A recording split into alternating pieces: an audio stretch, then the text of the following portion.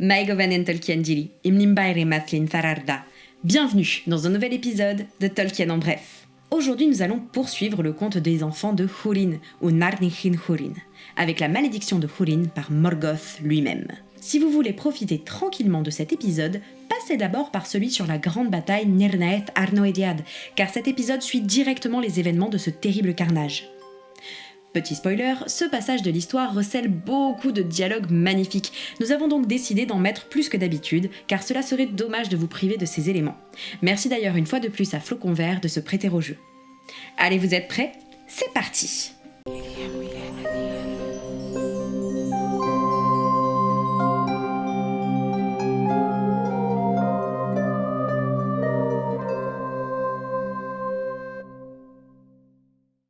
Donc, resituons le contexte. Nous sommes à la fin de Nirnaeth Arnoediad, après 6 jours de bataille épuisante, opposant Morgoth et ses serviteurs à Maedhros et son union.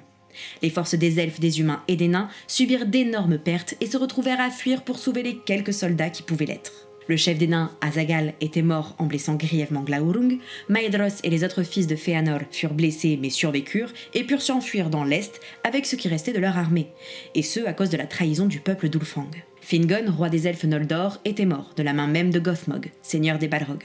Son frère Turgon avait réussi cependant à s'échapper avec le reste de son armée pour retourner se cacher à Gondolin. Mais ils ne purent s'échapper que grâce au sacrifice des hommes du peuple de Hador, menés par les deux frères Huor et Húrin.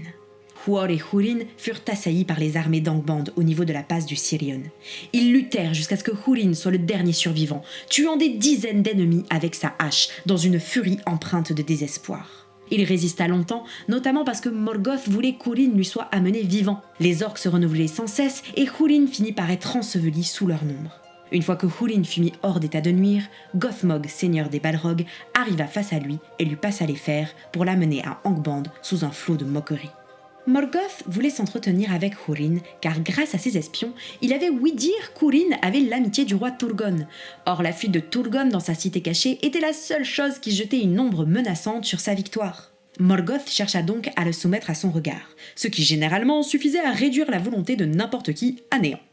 Dans certains textes, il est d'ailleurs décrit que c'est simplement en soumettant à son regard ses prisonniers que ces derniers perdent toute contenance et se retrouvent à lui obéir, même une fois relâchés, faisant d'eux des espions. Mais Húrin n'était pas prêt à lâcher et il tint tête à Morgoth. Ce dernier fit mettre des chaînes à Húrin avant de lui faire subir de lentes tortures. Ça vous ennuie si je vomis ? Morgoth avait toujours préféré user de mensonges et de tromperies, et il n'oubliait pas que la traîtrise ou la crainte d'être trahi, et surtout la traîtrise des hommes, pourrait entraîner à elle seule la chute des Noldor. Fort de cela, Morgoth, après quelque temps, rendit visite à son prisonnier.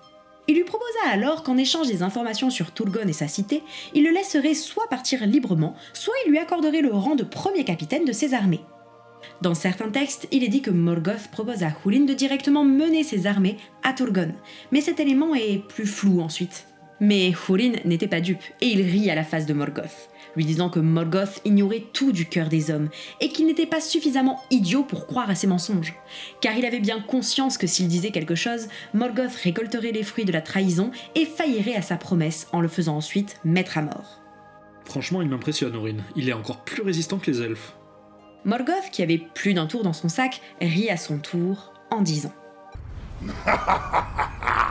Peut-être me supplieras-tu un jour de t'accorder la mort comme un bienfait. » Il emmena alors Húrin sur Laothen Nirnaeth, la colline de cadavres que ses orques venaient d'achever, d'où une odeur de mort nauséabonde s'échappait. Exquis ce nouveau parfum que vous nous offrez, cher ami. Húrin fut enchaîné en haut de ce tertre d'où Morgoth lui fit contempler l'ouest en direction de son pays, le Hithlum, en lui enjoignant de penser à sa famille, qui vivait maintenant sous son joug. Mais Húrin lui tint encore tête, en disant qu'il n'avait aucune autorité sur sa famille et que de toute façon il n'obtiendrait rien d'eux, car il ignorait tout de Turgon.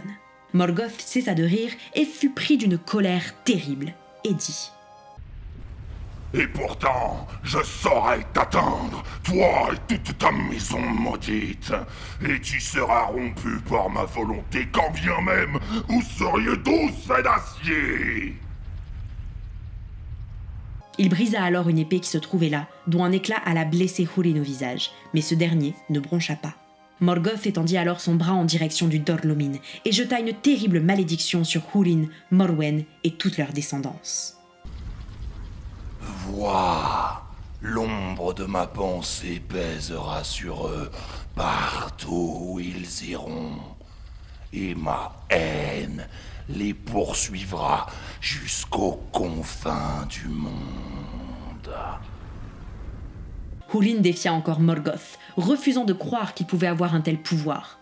Mais Morgoth lui rappela qu'il était à l'origine le plus puissant des Valar et que ses frères ne pourraient le protéger car sa volonté se lisait partout dans Arda, étant à l'origine même du monde. L'ombre de mon dessein se projette sur Arda, et tout ce qui s'y trouve se soumet lentement et sûrement à mon vouloir. Mais sur tous ceux qui te sont chers, ma pensée pèsera comme un nuage fatal, et elle les plongera dans les ténèbres et le désespoir. Partout où ils iront, le mal régnera. Dès qu'ils parleront, leurs paroles seront de mauvais conseils. Tout ce qu'ils feront se retournera contre eux. Ils mourront sans espoir, maudissant et la vie et la mort. Ouais, ça sent pas très bon tout ça, hein. Non, clairement, et c'est ce qui va rendre cette histoire si tragique. Mais Húrin ne perdait toujours pas espoir, rappelant à Morgoth que si son peuple l'avait cru à leur réveil, il n'était désormais plus dupe, et qu'ils avaient maintenant connaissance des autres Valar, que Morgoth était à l'origine du monde, mais les autres Valar également, et qu'à force d'utiliser son pouvoir pour lui, il s'était épuisé. Il finit en disant « Tu n'es guère plus qu'un esclave des Valar désormais. Un esclave évadé, mais leur chaîne t'attend toujours. » Morgoth se rit de lui répondant que ce n'étaient que les leçons qu'il avait apprises de la bouche des Eldar, et que ces histoires ne lui serviraient à rien maintenant qu'il était seul avec lui.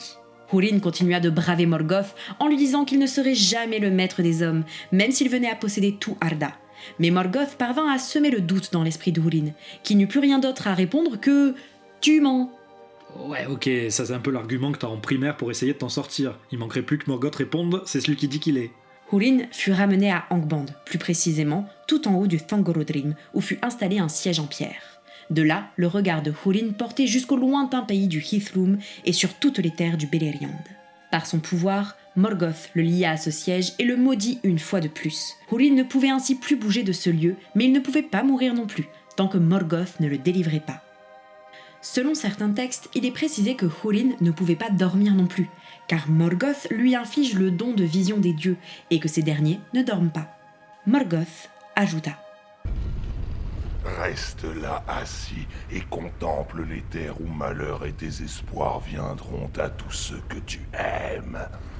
Tu as osé me narguer et défier la puissance de Melkor, maître des destinées d'Arda.